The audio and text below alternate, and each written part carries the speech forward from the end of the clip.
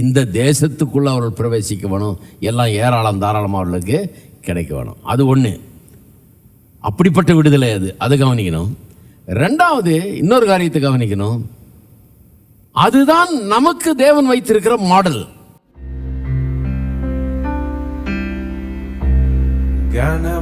கனமகிமைக்கு பாத்திரரே,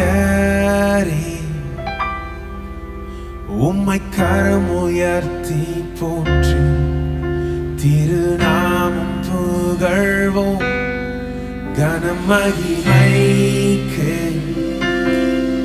பாத்திரரே, உம்மை கரமுயர்த்தி போற்றி திருநாமம் புகழ்வோம். வல்லவர், வல்ல செயல்கள் செய்பவர், நீர் நிகரில்லாதவர், நீர் நிகரில்லாதவர். வல்லவர், வல்ல செயல்கள் செய்பவர், நீர் நிகரில்லாதவர், நிகரே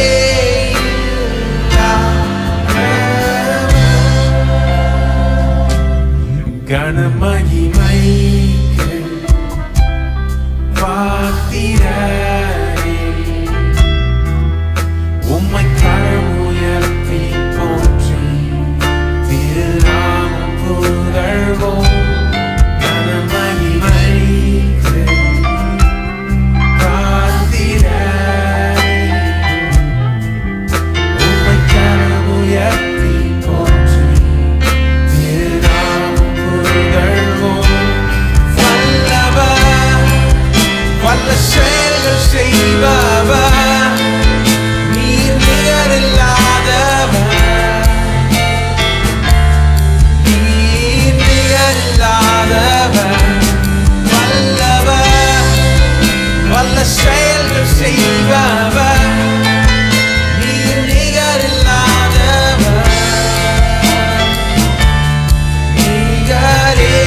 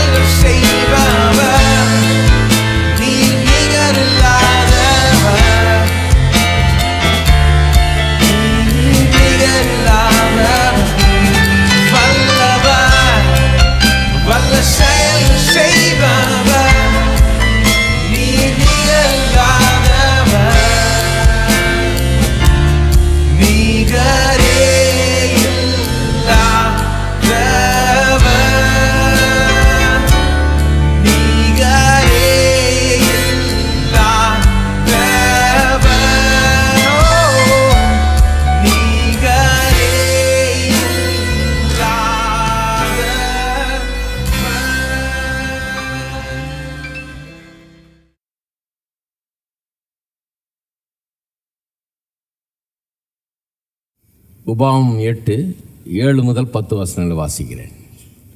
உன் தேவனாகிய கர்த்தர் உன்னை நல்ல தேசத்திலே பிரவேசிக்க பண்ணுகிறார். அது பள்ளத்தாக்குகளிலும் மலைகளிலும் இருந்து புறப்படுகிற ஆறுகளும் ஊற்றுகளும் ஏரிகளும் உள்ள தேசம். அது கோதுமையும் வார்கோதுமையும் திராட்சை செடிகளும் அத்தி மரங்களும் மாதுளஞ்செடிகளும் உள்ள தேசம்.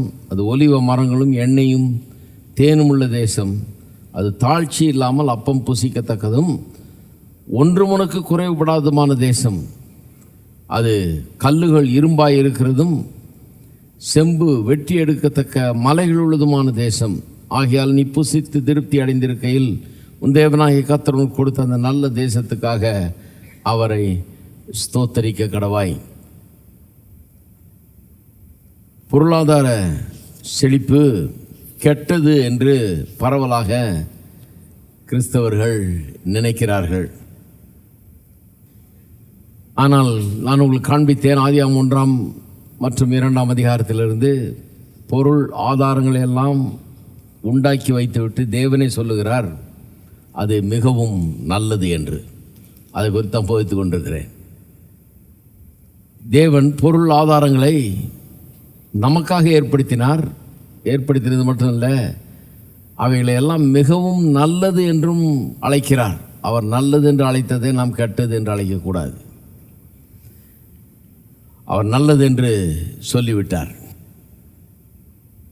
ஆதியாகமம் 1 அதிகாரத்திலிருந்து ஆரம்பித்து இதை படிக்கிறது எவ்வளோ அவசியம் என்பதை உங்களுக்கு காண்பித்தேன். ஏனென்றால் தேவன் ஆதியிலே மனுஷனை உண்டாக்கின போதே ஒரு திட்டத்தை, இப்படித்தான் மனுஷன் வாழ வேண்டும் என்ற ஒரு நோக்கத்தை, தரிசனத்தை உள்ளத்தில் வச்சு தான் மனுஷனை உண்டாக்குறார்.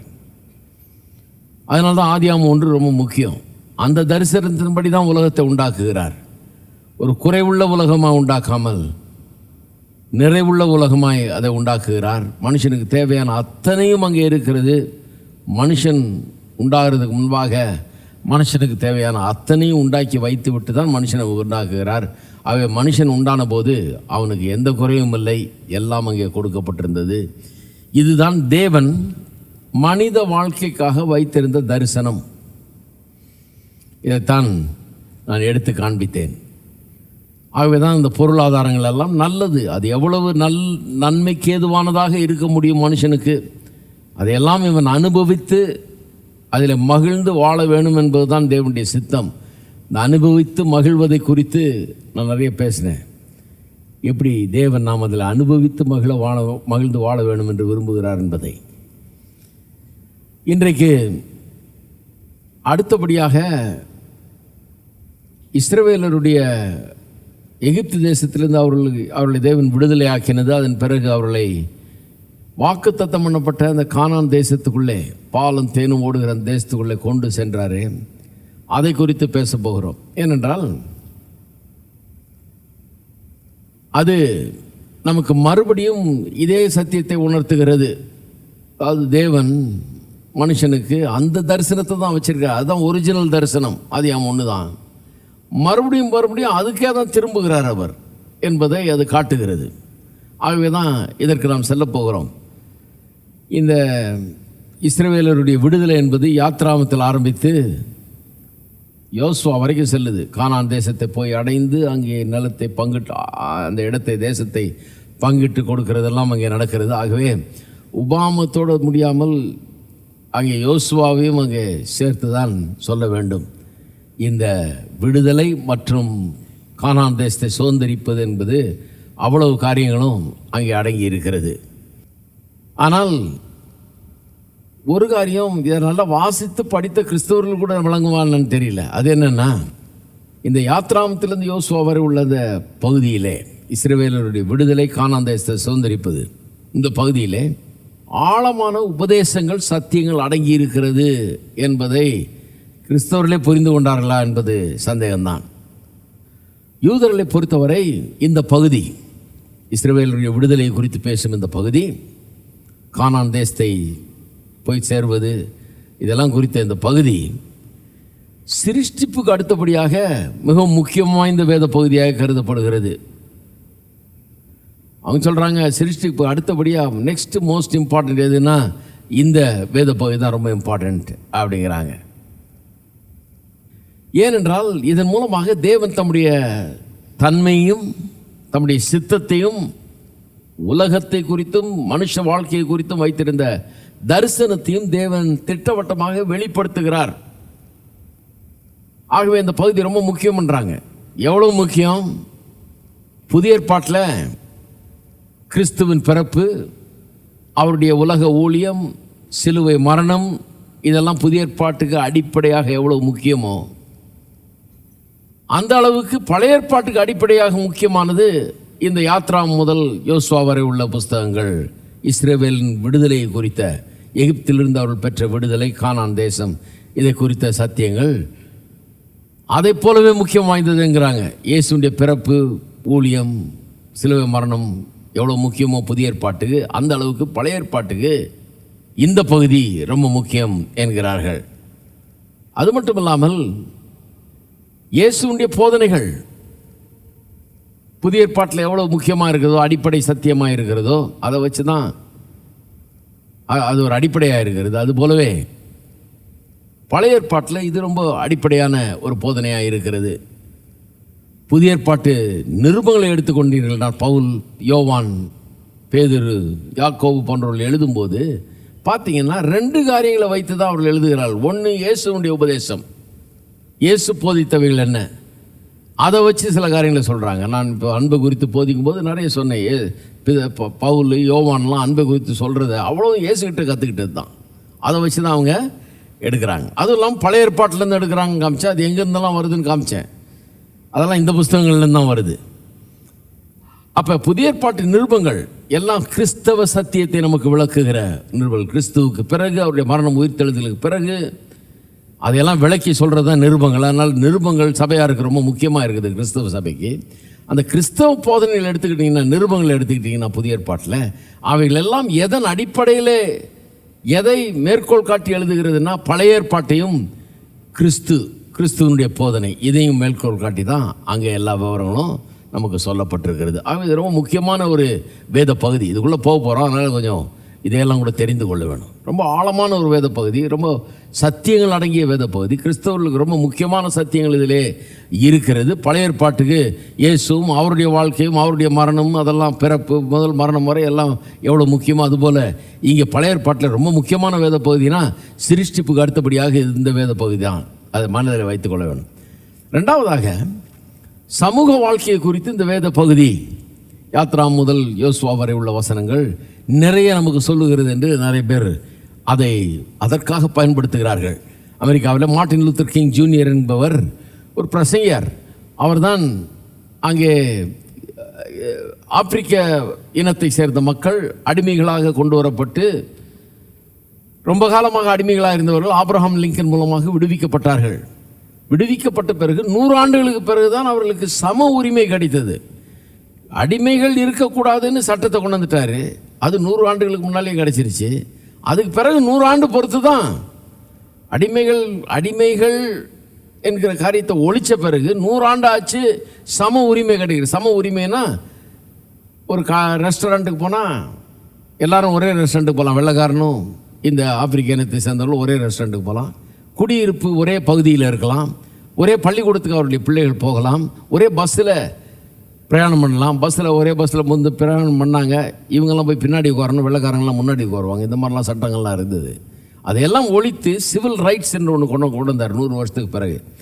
அவர் பிரசங்க மேடையில், சபையில் உள்ள பிரசங்க மேடையை தான் பயன்படுத்தினார். இந்த சமூக விழிப்புணர்வை கொண்டு வர்றதுக்கு பிரசங்க மேடையை பயன்படுத்தினார். பிரசங்கம் முக்கியமாக எதுலேருந்து பிரசங்கம் பண்ணார்னா, இந்த யாத்ராமத்திலேருந்து யோசுவா வரை உள்ள வசனங்கள், இஸ்ரவேலருடைய விடுதலை, அவருடைய அடிமைத்தனம், அவருடைய ஏழ்மைத்தனம், அதிலிருந்து எப்படி அவர்கள் விடுவிக்கப்பட்டார்கள், பார்வோன், இதெல்லாம் பிரசங்கம் பண்ணார் அவர். அந்த பிரசங்கங்கள்லாம் யூடியூப்பில் கூட சிலதெல்லாம் இருக்குது, நீங்கள் போய் பார்க்கலாம். ஐ ஹேவ் அ ட்ரீம் அப்படின்னு ஒரு பிரசங்கம் பண்ணுவார். அப்புறம் இன்னொரு பிரசங்கம் என்னென்னா, லெட் மை பீப்புள் கோ, என்னுடைய ஜனங்களை போக விடு. எங்கேருந்து வந்தது? அதெல்லாம் யாத்ராமத்திலேருந்து வந்தது. மோசேயும் ஆரோனும் போய் பார்வோனிடத்தில் கேட்குறாங்க இல்லையா, என்னுடைய ஜனங்களை போக விடுன்னு சொல்லி பார்வோன்கிட்ட கேட்குறாங்க இல்லையா, அதுலேருந்து எடுத்துக்கிட்டு லெட் மை பீப்புள் கோன்னு சொல்லி இந்த சம உரிமையை பற்றி அவர் பிரசங்கித்தார். அதன் மூலமாக பெரிய விழிப்புணர்வு உண்டாகி அப்புறம் சம உரிமை கொடுக்கப்பட்டது. இன்றைக்கு அதெல்லாம் ரொம்ப சர்வசாதாரணமாக காரியமாக ஆகிவிட்டது. அதனால் சமூக வாழ்க்கையை குறித்து நிறைய காரியங்களை இந்த வேத பகுதி போதிக்கிறது என்பது நிறைய பேருடைய கருத்து. அதில் எந்த தவறும் கிடையாது. அது ரொம்ப உண்மைதான். இதெல்லாம் நாம் ஏற்றுக்கொள்ளுகிறோம். ஆனால் ஒரு விதத்தில் ஒன்றெண்டு காரியங்களை அவர்கள் விட்டு விடுகிறார்கள். சமூக உணர்வெல்லாம் ஓகே, சம உரிமை இதெல்லாம் ஓகே, இதெல்லாம் இந்த வேத வசனத்திலிருந்து போதிக்கலாம், உண்மைதான். ஆனால் அதை காட்டில் இன்னும் அதிகமாக சில காரியங்கள் இங்கே இருக்கிறது. அது என்னன்னா, இங்கே போதிக்கப்படுகிறது என்ன, 2 காரியங்களை கவனிக்கணும். ஒன்று, இது என்ன விதமான விடுதலை, what form did this deliverance take? இஸ்ரவேலரை தேவன் அடிமைத்தனத்திலிருந்து விடுவித்தார் அல்லவா, எகிப்தின் அடிமைத்தனத்திலிருந்து விடுவித்தார். அந்த விடுதலை எப்படிப்பட்டது, எவ்வாறானது? ரெண்டாவது, அது என்ன நமக்கு போதிக்கிறது, அது எப்படிப்பட்டதுன்றதை முதல்ல பாருங்க. அது எப்படிப்பட்டது? இவங்க என்ன சொல்றாங்க? அடிமைத்தனம் கூடாது, கரெக்ட். இவங்க என்ன சொன்னாங்க? ஏழ்மைத்தனத்திலிருந்து ஜனங்களை விடுதலை ஆக்கணும், ஃப்ரீ ஆக்கணும், கரெக்டு, உண்மைதான். ஆனால் வெறும் அடிமைத்தனத்திலிருந்து ஏழ்மைத்தனத்திலிருந்து விடுதலை ஆக்கினா பத்தாது. அவர்களை இங்கே சொல்லப்பட்டது போல பாலும் தேனும் ஓடுகிற நலம் விசாலமான ஒரு நல்ல தேசத்துக்குள்ளே கொண்டு வரணும். எல்லாருக்கும் செழிப்பான வாழ்க்கை ஒன்று உண்டாகணும். எல்லாரும் இந்த தேவன் அவர்களுக்காக ஏற்படுத்தி இருக்கிற அனைத்து ஆதாரங்களையும் அனுபவித்து அதிலே மகிழ்ந்திருக்க வேண்டும். The enjoyment of all that God has abundantly made available. எல்லாவற்றையும் தாராளமாக ஏராளமாக உண்டாக்கியிருக்கார் பாருங்க. ஆதியாகமம் 1, அதனால தான் ரொம்ப முக்கியம். 1, 2. ஒரு மனுஷனுக்காக 4 நதி, ஒரு மனுஷனுக்காக பொன் விளைகிற பூமி, ஒரு மனுஷனுக்காக ஆயிரக்கணக்கான மரம் செடி கொடிகள் பழங்கள் பல வகைகள் எல்லாம் உண்டாக்குனார். அந்த ஏராளம் தாராளமான வாழ்க்கைக்குள்ள மனுஷன் வர வேண்டும்.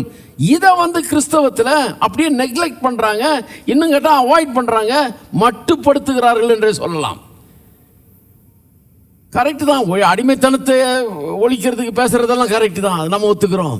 ஏழ்மைத்தனத்தை ஒழிக்கிறது கூட பேசுகிறாங்க, அதை கூட நம்ம ஒத்துக்கிறோம். ஏழ்மைத்தனத்தை ஒழிக்கணும்னு பார்க்குறாங்களே ஒழிய இந்த செல்வ செழிப்புக்குள்ளே வர வேண்டும் ஜனங்கள், இப்படிப்பட்ட ஏராளம் தாராளம் என்று தேவன் ஏற்படுத்தி வைத்திருக்கிறாரே, இதில் பிரவேசிக்க வேண்டும். இந்த பாலும் தேனையும் அவர்கள் அனுபவிக்க வேண்டும்.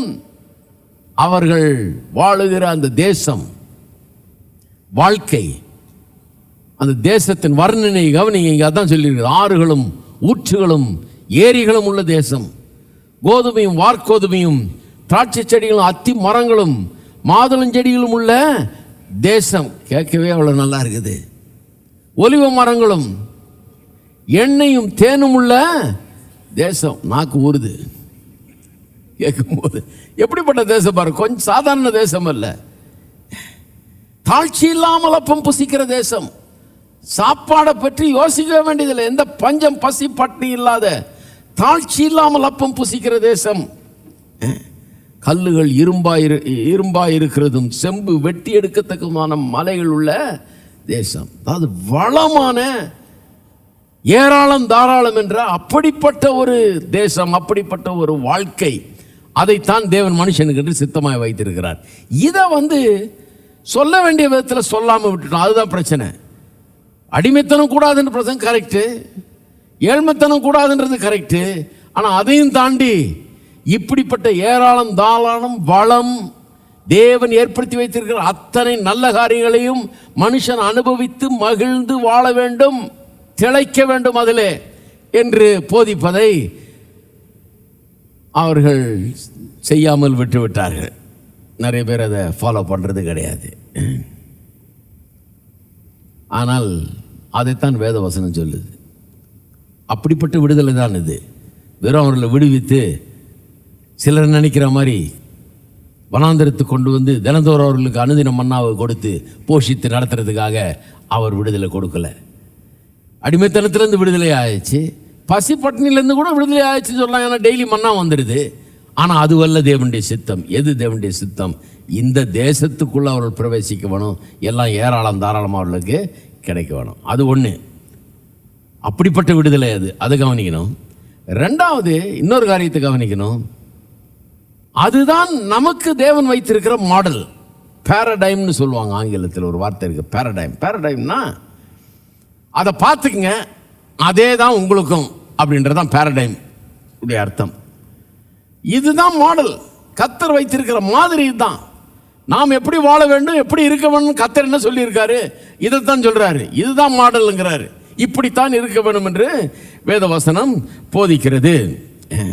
இந்த அபரிவிதமான பொருளாதார ஆசீர்வாதங்களை பெற்று அடிமைத்தனத்திலிருந்தும் ஏழ்மைத்தனத்திலிருந்தும் விடுதலையாக்கப்படுறது மட்டும் இல்லை, அதில் வாழ்ந்திருக்க வேண்டும். அவர்கள் மட்டும் இல்லை, நமக்கும் அதுதான் மாடலாக இருக்கிறது என்றுதான் தேவனுடைய போதனைங்க. தேவன் அதன் மூலமாக அதுதான் போதிக்கிறார். ஒன்று அபரிமிதம், இன்னொன்று இதுதான் நம்முடைய வாழ்க்கைக்கான மாடல். அப்போ நன்றாக கவனிக்க வேண்டும். இங்கே பார்த்தீர்கள் என்றால் அதைத்தான் வேதவசனம் இங்கே போதிக்கிறது. பொருளாதாரத்தை குறித்து இந்த யாத்ராம் முதல் யோசுவா வரை உள்ள பகுதிகள் அதிகமாக போதிக்கிறது. 2 விதமாக போதிக்கிறது. ஒன்று இந்த லேண்டு, இந்த ப்ராமிஸ்ட் லேண்ட், வாக்குத்தத்தம் பண்ணப்பட்ட தேசம். அந்த தேசத்தை பற்றி வாசித்து பாருங்கள். பல பகுதிகளை வாசிக்க போகிறேன். இந்த ஒரு பகுதியை வாசித்தேன்னா அதை பாருங்கள், என்ன மாதிரி தேசம், எப்படிப்பட்ட தேசம். அந்த தேசத்தை வாசித்த பிறகு அதில் தரித்திரம் இருக்குன்னு சொல்லவே முடியாது. எந்த குறைவும் கிடையாது. ஒன்றுக்கும் குறைவுபடாத தேசம், சாப்பிட்டு திருப்தி ஆகிற தேசம்னு சொல்லியிருக்குது. இந்த தேசத்தை வாசிக்கும் போதே பொருளாதார செழிப்பு தேவனுடைய சித்தம் என்கிறது விளங்குகிறது. தேசம் ஒன்று, அதுதான் இன்னைக்கு பார்க்க போகிறோம். ரெண்டாவது அந்த தேசத்துக்கு செல்லுகிற மக்களுக்கு, அதாவது எகிப்திலிருந்து விடுதலையாகி வந்த மக்களுக்கு தேவன் கொடுத்த பிரமாணங்கள், சட்டத்திட்டங்கள், அவைகள்லாம் பார்த்தீங்கன்னா அதுக்கு பிறகு போகும். அதெல்லாம் பார்த்தீங்கன்னா சட்டத்திட்டங்கள்லாம் பொருளாதாரத்தோடு சம்மந்தப்பட்டது. நிறையா பொருளாதார வாழ்க்கையோடு சம்மந்தப்பட்ட சட்டத்திட்டங்கள். எப்படி 7 வருஷத்துக்கு ஒருக்க எல்லா கடனும் மன்னிக்கப்பட வேண்டும். அப்புறம் 50 வருஷத்துக்கு ஒருக்க சுத்தமாக மன்னிக்கப்பட வேணும் எல்லா கடனும். கடன் மன்னிப்பு திட்டம். இவங்கெல்லாம் யோசிக்கிறதுக்கு முன்னாடி அவர் யோசித்து வச்சிருக்கிறார். எப்படி சொத்தெல்லாம் இழக்கவே முடியாதபடிக்கு ஒரு ப்ரொடெக்ஷனு. சொத்தை வச்சு கடன் வாங்கலாம், ஆனால் அந்த கடன் 50 வருஷத்துக்கு தான் செல்லும். 50 வருஷத்துக்கு பிறகு அந்த நிலம் சொந்தக்காரனுக்கு திரும்பி போய் சேரும். அதனால் நிரந்தரமாக நிலத்தை இழக்க முடியாது, வீட்டை இழக்க முடியாது, ஒரு சொத்தை இழக்க முடியாது, ஒன்றும் இழக்க முடியாது. இப்படியெல்லாம் ரூல். பொருளாதார ரீதியில் நிறைய சட்டத்திட்டங்கள், பிரமாணங்கள் எல்லாம் கொடுக்கப்பட்டது. அதையெல்லாம் வாசித்து பார்க்கும்போது அங்கே திட்டவட்டமாக தெரியுது, தேவன் இவருடைய செழிப்பு இவர்களுடையது, இது அவருடைய கர்த்தருடைய சித்தமாக இருக்கிறது. அதை ஒருபோதும் அவர்கள் இழக்கக்கூடாது, அதில் அவர்கள் வாழ வேண்டும் என்பது தான் கர்த்தருடைய சித்தம் என்றதெல்லாம் விளங்குது. என்னை பூசி காயங்கள் ஆற்றியே, திராட்சை ரசத்தால் என் உள்ளம் தேற்றியே, மரண தருவாயில் என்னை அவர் கண்டார் அன்பார், எரிகோனாக வீதிதனிலே. என்னை பூசி காயங்கள் ஆற்றியே, திராட்சை ரசத்தால் என் உள்ளம் தேற்றியே, மரண தருவாயில் என்னை அவர் கண்டார் அன்பார், எரிகோனாக வீதிதனிலே. என்னை பூசி காயங்கள் ஆற்றியே, திராட்சை ரசத்தால் என் உள்ளம் தேற்றியே, மரண தருவாயில் என்னை அவர் கண்டார் அன்பார், எரிகோனாக வீதிதனிலே. எந்த நல்ல இயேசு என் சிந்தை நிறைந்தார், எந்த நல்ல இயேசு என் சிந்தை கவர்ந்தார், எந்த நல்ல இயேசு என் சிந்தை நிறைந்தார், என்றென்றும் என் சிந்தை நிறைந்தார். எந்த நல்ல இயேசு என் சிந்தை நிறைந்தார், எந்த நல்ல இயேசு என் சிந்தை கவர்ந்தார், எந்த நல்ல இயேசு என் சிந்தை நிறைந்தார், என்றென்றும் என் சிந்தை நிறைந்தார்.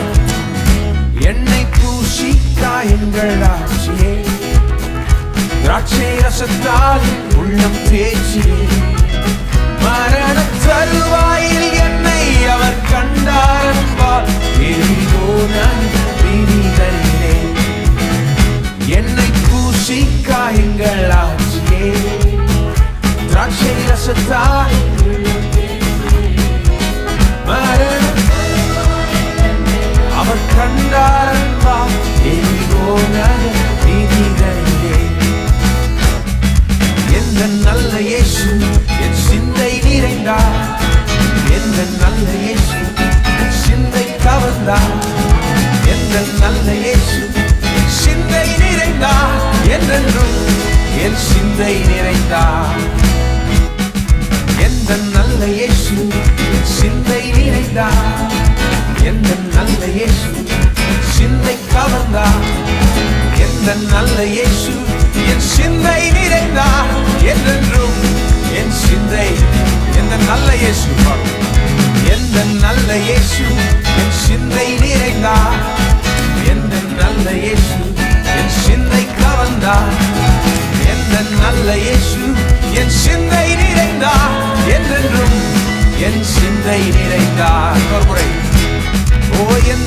நல்ல இயேசு என் சிந்தை நிறைந்தார்.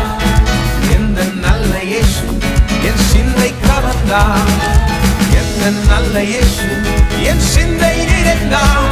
என்றென்றும் வாழ்வின் புதிதான பாதை கண்டேன் நல் தேவாவியா. உண்டென்னில் ஆவியின் கனிகள் நிலைப்பேன் இயேசு திராட்சை செடியில். திரும்ப பாடுவோம். வாழ்வின் புதிதான பாதை கண்டேன் நல் தேவாவியா. உண்டென்னில் ஆவியின் கனிகள் நிலைப்பேன் இயேசு திராட்சை செடியில். நிலைப்பேன் அவரில் நல்ல அன்பு சந்தோஷம் சமாதானம் சுகம் என்ன சொந்தமாக்கினார். வாழ்வின் சுபிட்சமும் வல்லமை ஜெயமும் நிலைப்பேன் நாம் திராட்சை செடியில். வாழ்வின் புதிதான பாதை கண்டேன் நல் தேவாவியா.